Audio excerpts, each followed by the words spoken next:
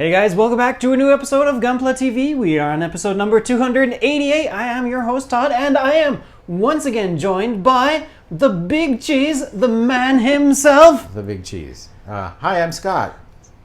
That was over the top. That was over the top, but I'll take it. I'll take it. All right, well, you are indeed the Big Cheese, and boy, you were here last week for the Sazabi. We had an excellent episode of the Sazabi. And now the Sazabi came in a wonderfully big box. Yes. And we got a new kit in from Bandai this week, which I didn't really, to be honest with you guys out there, I didn't expect this thing to come in a box like this. But look at this box. HG, and this is the Mazinger Z or Zeta? Mazinger Z, as the Japanese say it. Okay. So we're going to go with Z. In fact, I think, Todd, you and I are both from the US of A. Right. And I think the US is like the only country in the world, even among the English-speaking countries, that says Z. Z. Okay. Everybody else is Z. It's Z, pretty much. Right, Correct me if I'm wrong in the comments. That's what I've heard. Yeah. Is Z. So Mazinger Z. We'll go with Z because that's a proper noun. Infinity version. Oh my goodness. Now, first of all, let's just get this right out of the way. This is, I think, absolutely my favorite box art of 2018 so far. Right. This is so cool. It's already my wallpaper on my iPhone. That was just, I was like, wow. When I saw this box come off the truck only about 2 hours ago, literally as we're shooting this episode, I was like, my God, that is the coolest box art ever. So kind of excited about that. We took a look inside too, and it's an HG kit, so it has actually a refreshingly small number of parts. Yeah. Not like 87 zillion runners. In fact, there's a lot less runners than Chaos and Pretty Magical Girl, who I built a couple of weeks ago. I'm guessing, from what I'm seeing here, no inner frame business. Just basic construction that looks very cool. Yeah. I'm going to go with maybe 2.5 hours for me to get this guy completed. Okay, we'll see your report next week. Which despite the fact that I am really busy, the world's most convenient excuse, I'm really busy. But after being, seduced by this box art, right. I think I'm definitely going to build this for us for next week. That looks really awesome. Well, thank you see very how it much goes. for building that. Mazinger Z, this is the Infinity version, which, in case you're not aware, this is from the new movie that came out in the first part of this year by the same name. Mazinger Z Infinity, which got basically the whole classic Mazinger gang back together. Koji Kabuto, the protagonist who flies around in Mazinger, and Dr. Hell, and all of the other great villains and good guys. Mazinger Z, it's entirely appropriate for an old guy like me to be talking about Mazinger Z, because Mazinger in the comic and anime have been around since, if you can believe this, 1972. It's been a while. That's a couple of years ago, yeah. And then, of course, we had Great Mazinger and Glendizer and the various, themes in the Nagai Go universe. Nagai Go being, if you're not aware, the creator of the whole Mazinger Z thing, as well as Cutie Honey and many other iconic Japanese anime. I can't wait to build this. It's probably going to be a quick and easy build, and I think it's going to look fantastic. Just that box alone looks fantastic. So stay tuned for that next week. Right. If Scott does his homework.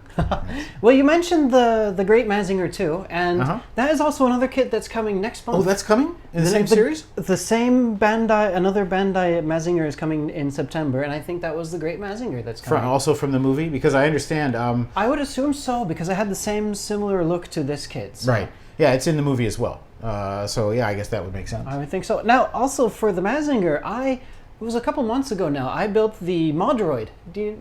Which was, what's the name of that company? It's off the top of my head, I just can't remember. Modroid was a new series launched by, they do the Nendroid series. Can't help you here. Go back a few episodes and watch my the Modroid review of the Mazinger. I'll bring in that kit as well, so you can kind of compare them, because a lot of people, Bandai announced this one shortly after Modroid announced their kit. Right. So we can compare them. That kit was like Kotobuki. It was made in China, and it doesn't have as much detail as this Bandai kit, but it'll be interesting to see the two of them together. So. Yeah, well, it will, and I'm assuming if it's also of the Infinity version. I don't think so. I think it was like a previous. Okay, because this, older version. If you know your Mazinger, and hopefully we can get a good close-up insert of the appearance here Dave, you're editing this, so you can do that later for us. It has just tons of panel lines. Yes. Whereas the original Mazinger, he's nice and smooth. It's really smooth. Yeah, he's right. very smooth, streamlined. We've got panel lines all over the place. And when I saw this, my immediate thinking was, okay, I can't just build this. I'm going to have to either break out the Gundam markers or maybe go all out and do an enamel wash, to do these panel lines. Maybe we could show that, because an enamel wash really isn't hard to do. Right. And with all these panel lines, it's going to fill in really nice.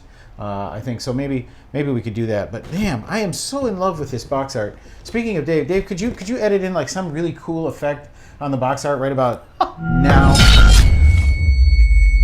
Because this is just so cool. I don't know. Normally you see the whole robot or something in an action pose, and I don't think I've ever seen one. It was just like the face in a how bad can I be kind of pose. I'm just okay.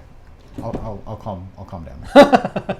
Yeah, it's an exciting kit. This looks really, really cool. There are a lot of great releases coming out in August this month. We had the RG Suzabi. Now we have the Mazinger in here too. But this isn't the only thing that came in today as well. We have a couple of, I guess you would say, smaller releases that came in as well. Much smaller. Much smaller. So the Cross Silhouette, the new line, or the new SD line of Gundam kits. Now we have the Zeta. Speaking of Z again, we have the Zeta.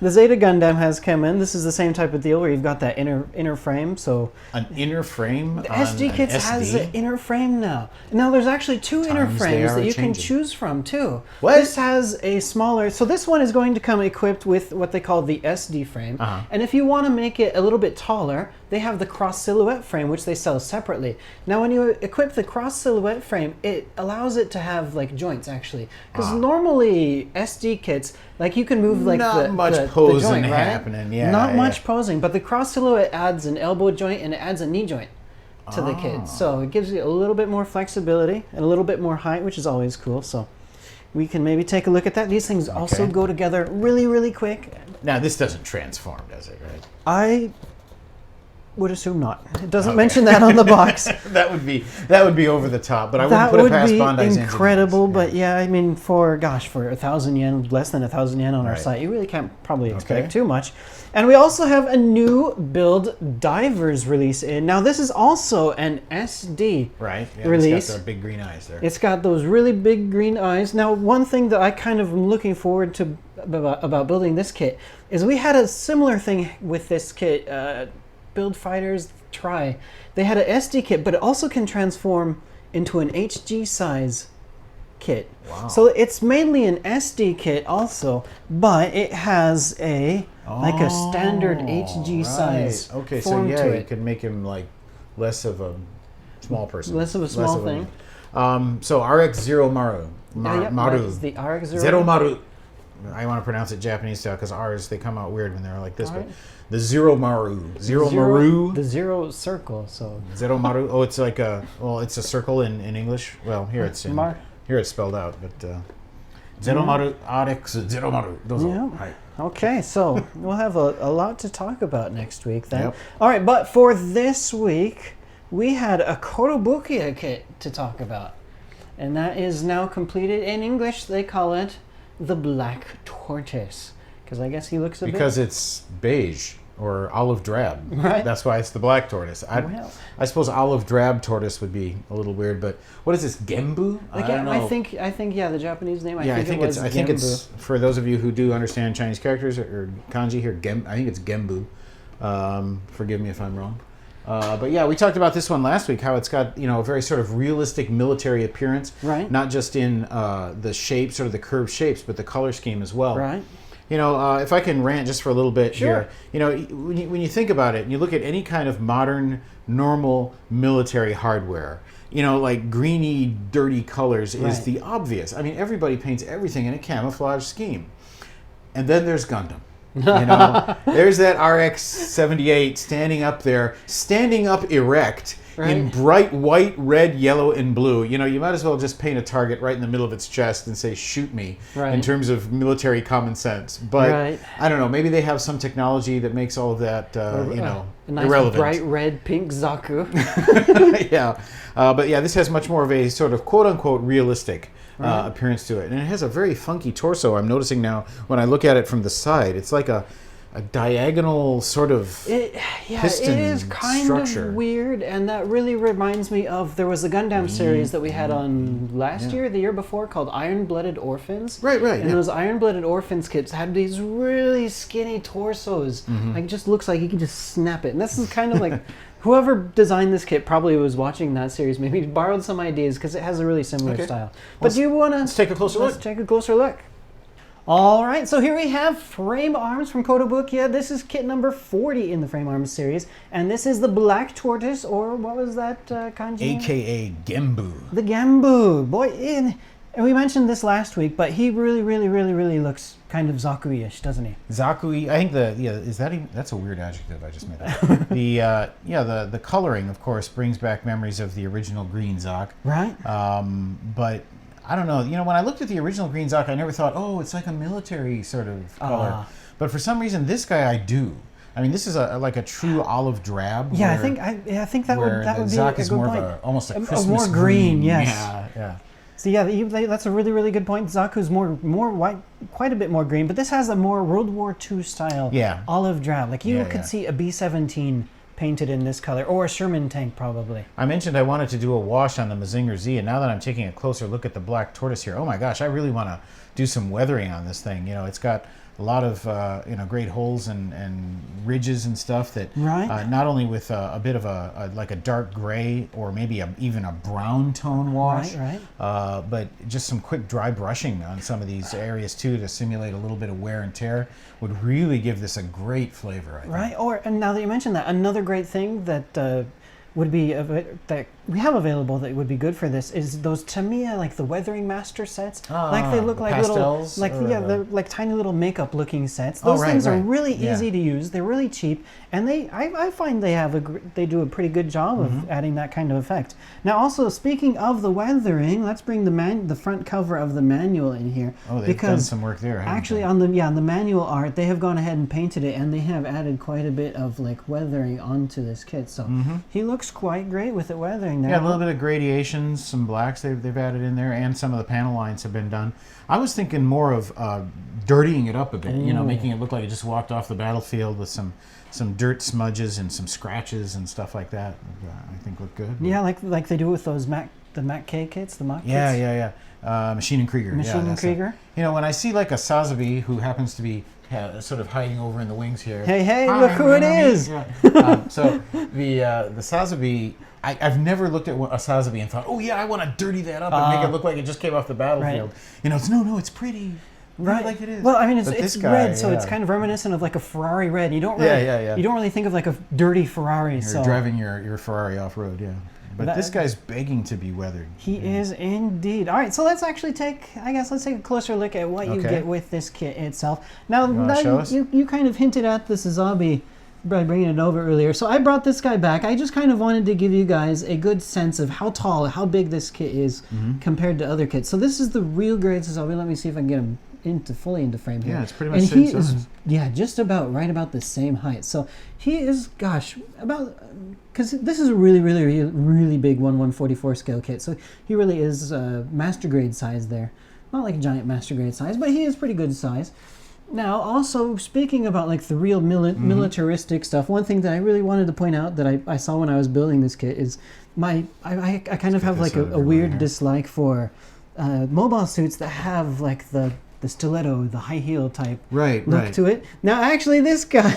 Oh, he's got like elephant feet. He does have these nice kind of half round flat foot, but then he does still have like a stiletto type thing going on the back, and this is on a joint, so it is a bit movable and posable. So kind of that is kind of cool. I mean, it still has the big feet that I like, but then it also has that kind of weird looking stiletto thing. But kind of, I just wanted to point that out. Now, let's see here lost a hand there. Lost a hand. You're going to give him field a hand repairs. there. Oops. Field repairs. Yep. And what else has it got going? All right, so now frame arm kits, they're kind of famous for having these fully inner type frames so that you can go around and you can switch parts around and do all that kind of fun stuff. But you will notice when you are looking at this kit, there we go, that he is kind of not like your typical frame arms kit. So he does not actually have that same style of full inner frame. Really? But that is not to say that he is without those kind of elements, to be honest, because the knee joints that we have going on, the arm joints, he does have some of the standard type of frame arm things so that you can customize. It closes up nicely, and then when you move it, you get all the mechanism exposed, which is pretty cool. That is indeed pretty cool. And it is, I believe it was like a double jointed knee, so you get some pretty good flexibility into that.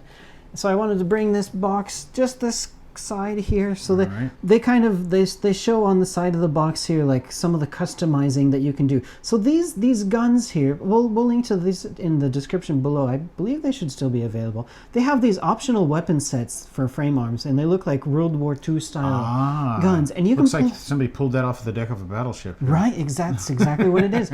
Now it's kind of fun because they use these type of guns for like the girl stuff too, like so you can use those for the frame arm girls. You can like strap some nice battleship guns to her rear end and what have you, and then you can have like go all out customize with the other stuff. And here they show like that typical type of like frame arms feature where you can swap out the parts. So maybe you can't do it for like the full thing, but for the arms you can swap it out. You can make some really cool, interesting looking customizations. All right, so like as usual for the Kotobukiya frame arm stuff, there is no stickers and whatnot, but they do have, let's see if we can get the light on in there, some pre-painted parts that come included with this kit. Now when I saw the box art, I actually thought this kit was like a mono eye, really real, like Zaku type of copy thing. But actually this is a dual eye. It has two eyes in there. Oh really? And they both come painted, and one feature that you can do, or maybe I'm not going to do that, it's kind of hard to get this off. But before you close up this helmet here, you can actually pose the inner frame type of head there. You can move it around a little bit and give him like, so if you want to have him kind of looking off to the side, you can do that. You just can pop this off and just turn the head. So that's kind of cool. You also have these pipes here. These also come, although it's hard to tell, these were actually painted onto it, and they just kind of plug it. You can see here. Those are a bit reminiscent of a Zak, now, aren't they? Yeah. they really studied their Zakus to bring you this kit. And that's kind of cool. I mean, Zaku, I gotta say, the Zaku is one of my favorite mobile suit designs. So when I saw this one up on the site, I was really looking forward to. Initially, back in the day when Gundam first came out in Japan, which was, I believe, 1977 or 8, the Zak sold way better than the Gundam did. I've heard from numerous people. Because as a design, it just had a lot more, I don't know, just cooler, I guess. Yeah. Maybe it was that color scheme on the on the RX-78 that turned some people off. But yeah, I understand that the original plastic model of the Zak sold way better than the Gundam did. Yeah, and a lot of people love the Zakus, and I love this kit. Now, another good feature about Kotobukiya is you get actual spikes, and when you try to move the arms, actually this kind of hurts you because they are so dang pointy. There's probably a disclaimer on the box about sharp parts for keep out of the reach of small children. I think, well, at least, I mean, for Gundam, you have the HG series, and they avoid the sharp parts on that, because we do have like a lot of younger audience out there that build HG kits. So that kind of makes sense, but I'm not sure if a whole lot of younger generation out there is going to be going out and building Kotobukiya frame arm kits. But speaking of the arm, one kind of complaint that I did have was the arm joint. When you go to pose this arm, it kind of has a tendency, the joint that you have on the inside here to connect this arm part to, it really likes to pop out quite easily when you're trying to move around the arm, because these joints are actually kind of stiff. And that's another feature I really liked about this stiff kit. Is good. Stiff is indeed good. I really love that. That was one thing I liked about the Suzabe, and I really loved about the RG Unicorn as well. Is I just love when they give us stiff kits, because they're good. It's good at holding the pose. But when you have a stiff kit, but then you have a joint that likes to pop out, that can be a little bit annoying. Yeah. So just give them one good pose you like, and rest them on the shelf. Now we do also have some pretty cool weapons to talk about as well. We've got this kind of axe-ish looking thing with the clearish, smoke clear type of blade onto it. Yeah, it's actually translucent there. I don't know if you're seeing that on the video, but yeah, it actually is see-through. That's cool. A little bit see-through there. That's kind of cool feature. And we have this really large kind of bazooka-ish looking type thing on the back here. Or no, what would be the German term for this type of that looks a little like a Panzerfaust. Yeah, that's the Panzerfaust. It looks like a futuristic Panzerfaust. Now you can put this on his shoulder, but actually you also have the ability, let me see, he's going to fly over. Thank you for catching him there. Now the handle will come down on this, and you can actually just have him hold this like a regular gun as well. Can you do one of those like over the shoulder sort of mounts where you can blast stuff in front of him from here? Well, gosh, I don't know. Is this just like the end of a weapon? I'm not sure. I mean, gosh, you can probably, I mean, if not many people are probably going to notice that it shouldn't be the front or the end of the weapon, so it could probably go either way, to be honest. Normally, yeah, this is, on a Panzerfaust anyway, it's the fat end is the front. Right. So, alrighty. So you have that. Also, one thing to feature, which was a kind of cool feature, you don't really ever see this on weapons, is you'll notice there's a slot here. So you can have this sitting here in like one eye, so maybe he's going to be shooting it from one direction, or if you want to, oops, I gotta get on camera. Oh, it's like the scope or whatever. Yeah, so this is his scope, and you can switch sides for the scope, and you can also switch sides for this kind of like heat shield thing. So you can make this so that it can fit and work with any either the hand, left or right. So if you have a southpaw Black Tortoise, he can use this weapon just. He can indeed. So yeah, and also for the, where was it? So if you don't want to have this mounted on the shoulder, you'll notice there's like a fuel tank bottle on the back there. But if you pull him out, then he's going to be missing a bottle, but you do have a spare bottle that you can pop on in there. Cool. So there you go. Gosh, he does have another as usual, lots of hands I see here. Yeah, we got these cool sort of action angsty poses and stuff. Yeah, they do indeed give you quite a few hands. So you got like trigger fingers for both left and right, and then you have like a more of the gripping. This would be more for like holding the blade, the sword blade, and then you have like your, I like to call them the jazz hands. Jazz hands. So you have like your open jazz hand type thing and more gripping hands. So that's kind of cool. You get lots of cool options. All right. And gosh, what else can I mention? Looks like he's got Haro stuck on his chest here. That is quite a good point that I did not even notice. This guy. Now that you mention that, this guy's really got a lot of balls. Because I mean, once you look at the back of him, boy, look at how. A lot of spherical objects might have been a better way to put that, but we'll go with balls. Okay. There you go. And with that, I think we should probably end this review. Yes. Okay. Thank you, Black Tortoise.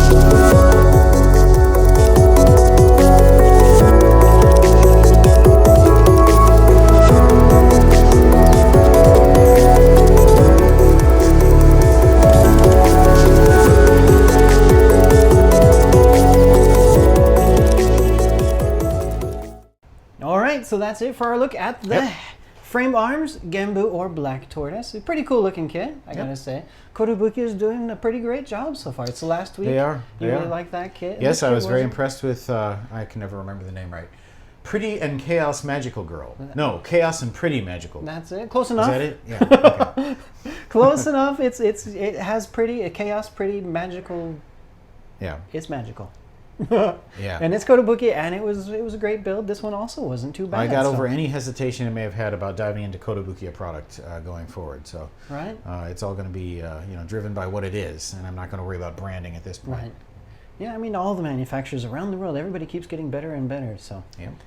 Okay, so do we have some comments from? Yes, we do. Last week's episode. So from last week's episode, we have a couple of comments we'd like to share with everyone. Let's see. Edgy Lou wrote in to say, seeing how good the RG Sazabi turned out to be, I hope there's an RG new Gundam on the way. Ooh. P.S. An RG Epion would be most welcome as well. Okay. Well, we don't have any information about an RG new Gundam or an RG Epion, unfortunately, but we did just get some new information on RG stuff. Right. Well, actually, Bandai Hobby on their Twitter account just recently announced what the next RG kit is going to be. Drum roll. And it is going to be the unicorn again, but this time it's going to be that heavy weapons version, the heavy arms version that comes with a million different kind of weapons on it. And it looks like it's going to have a green inner frame this time, because before we had red inner frame unicorn, and then we had the Banshee, which of course has like that gold inner frame. But now we're getting the green inner frame unicorn with all of the heavy weapons. So look forward to that one. We don't have it on the site yet, but we'll probably be getting the information from Bandai soon. So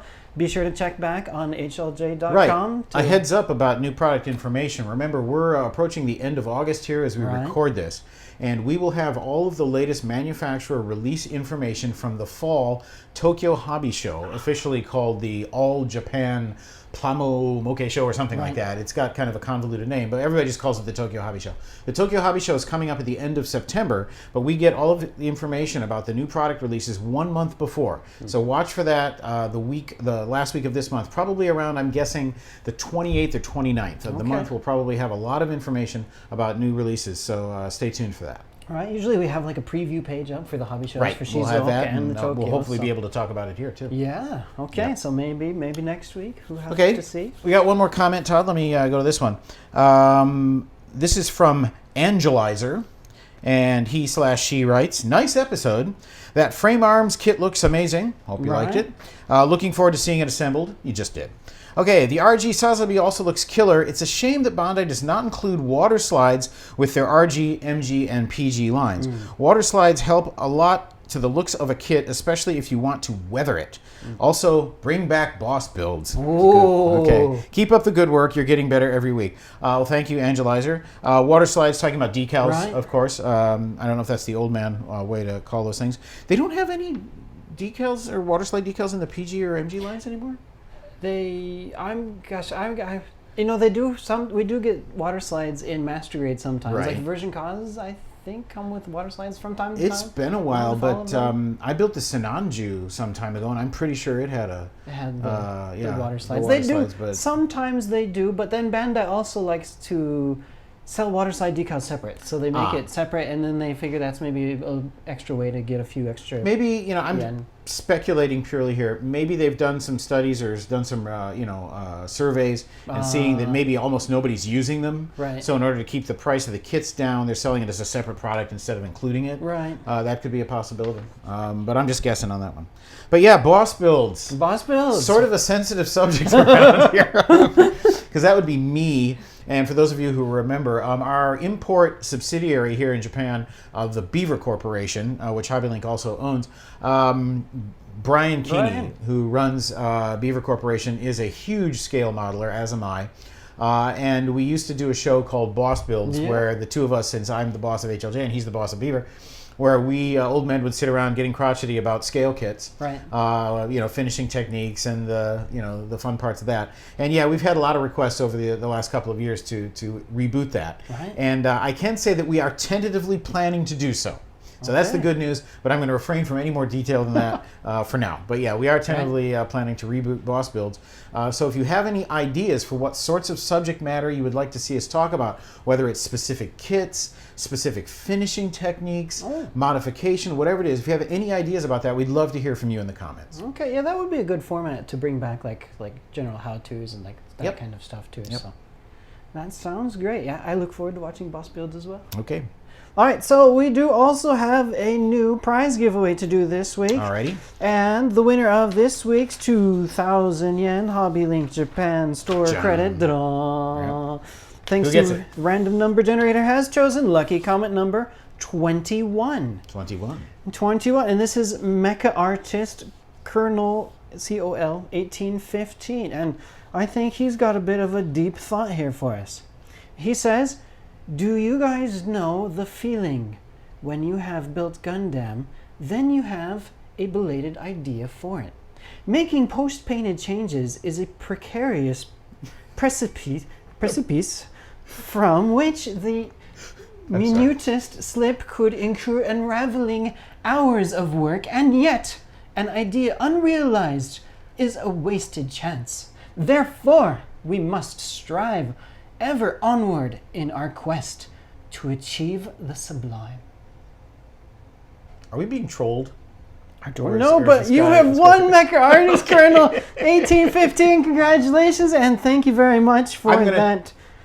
I'll take that at face value. Yes. It is a terrible feeling when you have a great idea after it's done. Right? But I would encourage you to, rather than try to take it all apart again, just buy another one. Yeah, just buy another one. In a different way. From HobbyLink Japan. I wasn't going to go that far. That was kind of the implication of my comment. All right. I went there. But yeah, definitely 2,000 yen worth of words there. Right, that is, you've earned this one, Mecha Artist Colonel 1815. So I'll be contacting you shortly on hobbylink.tv. All right, so if you guys would also like to win 2,000 yen HobbyLink Japan store credit, all you need to do is go to hobbylink.tv and find episode number 288 and post a comment, and that's all you need to do. It's as simple as that. It couldn't be any easier. Keep it civil, please. Yes, but and pretty much they do. Keep it civil. So we're happy about I think that. Not so many problems lately. All right, so I think, gosh, that about pretty much wraps it up for this week's episode. Yep, that was fun, Todd. Let's do it again next week. week. Indeed fun. I look Hopefully forward to seeing your my, build, my new pet Mazinger Z. So yeah, look forward to that next week. All right, so please remember, guys, you can find us on Facebook, Twitter, and pretty much all of the social media spaces that matter. And of course, please remember, we are brought to you by HobbyLink Japan, HLJ.com. So please remember, buy your kits from us to help support us so that we can bring this show to you and all of the other cool stuff. So thank you, everybody, for watching, and we hope you enjoy the end of summer, the end of August. It's still quite hot here in Japan, unfortunately. So yeah. Have a great week, everybody, and we'll see you again soon with the Mazinger. Take care.